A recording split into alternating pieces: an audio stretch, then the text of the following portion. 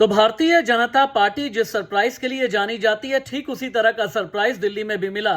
जैसा मध्य प्रदेश, राजस्थान और बाकी बीजेपी शासित राज्यों में हाल के सालों में हमने देखा, उसी तरह का सरप्राइज दिल्ली में।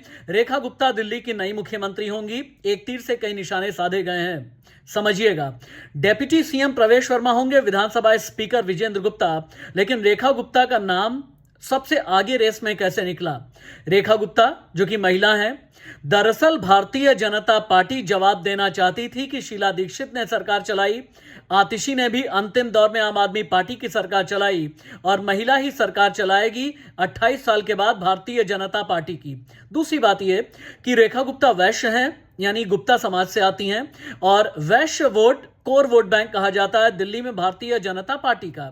एक और बात, चूंकि दिल्ली में आम आदमी पार्टी की सरकार की सबसे ज्यादा किरकिरी करप्शन को लेकर हुई, लिहाजा भारतीय जनता पार्टी फूक फूक करके कदम रखना चाहती है।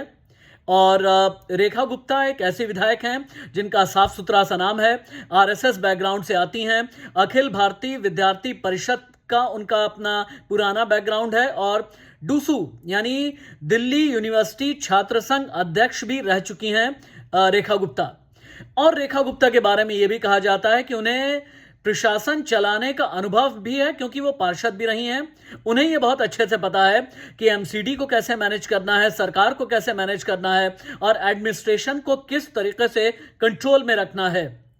लेकिन दिल्ली में एक और बात, वर्चस्व की लड़ाई चल रही थी। अंदर की खबर यह है कि यह वर्चस्व की लड़ाई प्रवेश वर्मा, आशीष सूद, सतीश उपाध्याय, विजेंद्र गुप्ता, पवन शर्मा, इन नामों के साथ में इस तरीके की लड़ाई चल रही थी। और इस पर भी विराम देने के लिए अगर कोई सर्वमान्य और सर्व स्वीकृत चेहरा होता तो रेखा गुप्ता का ही होता।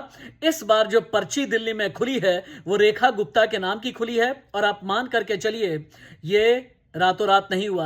12 दिन का गहन मंथन और चिंतन चला। प्रधानमंत्री नरेंद्र मोदी और गृह मंत्री अमित शाह के बीच कई दौर की बातचीत हुई, तब जाकर यह नाम फाइनलाइज किया गया है।